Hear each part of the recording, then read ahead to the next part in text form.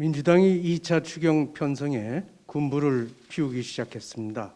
언론을 통해서 9월 추석 연휴에 맞춰서 전국민 대상 재난지원금을 지급하는 방안이 유력하다는 보도가 쏟아지고 있습니다. 이에 앞서서 문재인 대통령은 임기 마지막 해인 내년까지 확장 재정 기조를 유지하겠다고 밝혔습니다. 대통령은 코로나19로 인한 일자리와 양극화의 위기를 해소하기 위해서 확장 재정이 필요하다고 주장하셨지만 지금까지 정부 여당의 행태를 보면 그 저희가 의심스럽습니다. 혹여나 내년 선거를 겨냥한 선거용 현금 살포나 통계 조작용 재정 일자리 확충을 위한 노골적인 돈 풀기 전략은 아닌지 의문이 듭니다. 정부 여당이 코로나를 핑계로 재정 살포에 매진하는 사이에 나라 살림은 이미 적신호가 들어온 지 한참입니다. 국가 채무는 1,000조를 향해 달려가고 있고 이 속도라면 이 정부가 약속했던 2025년까지 국가 채무 비율을 60% 이내로 유지한다는 매우 느슨한 목표도 사실상 물거품이 될 가능성이 큽니다. 더 큰 문제는 정부는 돈을 풀고 있다는데 그 돈이 효율적으로 사용되고 있는지에 대해서 쉽게 동의할 수 없다는 점입니다. 정부 여당이 돈을 풀 때마다 코로나 핑계를 대고 있는데 정작 코로나 백신 개발에 투입되는 돈은 미미합니다. 또한 코로나 백신 접종자에 대한 유급 휴가 보장도 외면 중에 있고 대통령이 국민께 약속했던 백신 접종 피해에 대한 보상도 인색하기 그지없습니다. 더욱이 국민이 간절히 요구했던 코로나 손실보상 소급 적용 문제는 정부 여당의 반대로 몇 달째 공회전 중입니다. 우리 당 최승재 의원은 700만 소상공인과 자영업자들을 대변해서 코로나 손실보상 소급 적용을 요구하면서 46일째 천막농성을 해왔지만 정부 여당의 외면으로 지난 목요일부터는 단식에 돌입했습니다. 코로나19를 핑계로 추경카드를 만지작대는 민주당이 정작 코로나 방역을 핑계로 국민으로부터 박탈한 영업권에 대한 보상을 거부하는 것은 어불성설입니다.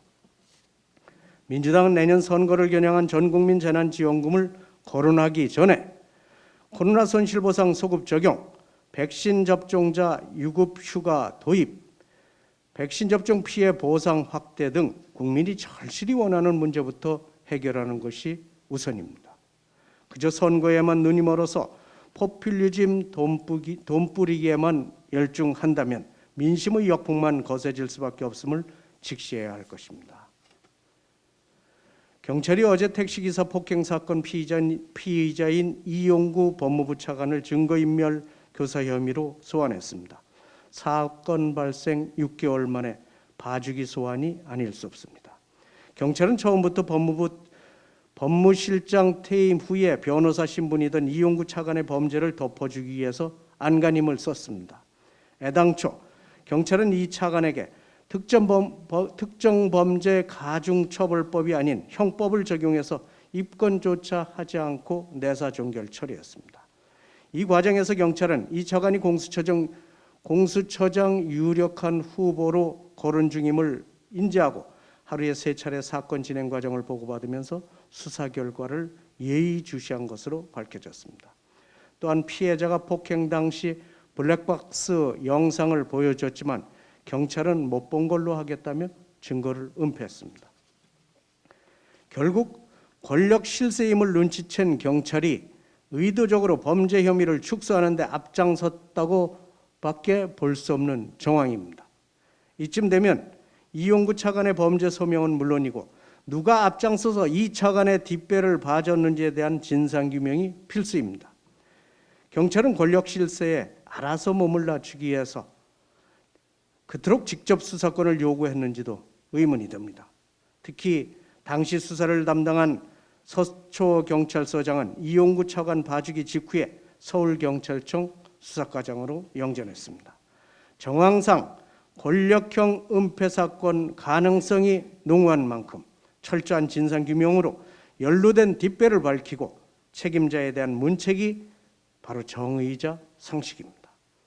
또한 이런 인물을 법무부 차관에 무리하게 앉히고 6개월 동안 법무부 제2인자로서의 권력을 휘두르게 한 임명권자의 책임도 가볍지 않습니다. 지난 금요일 이용구 차관이 난데없는 사의를 표했지만 그걸로 끝낼 문제가 아닙니다. 대통령은 무자격 법무부 차관을 임용한 책임에 대해서 대국민 사과와 함께 검경에 조직의 명운을 건 진상규명을 지시하시고 관계자 엄벌을 통해서 인사권자로서의 책임을 다하시기 바랍니다.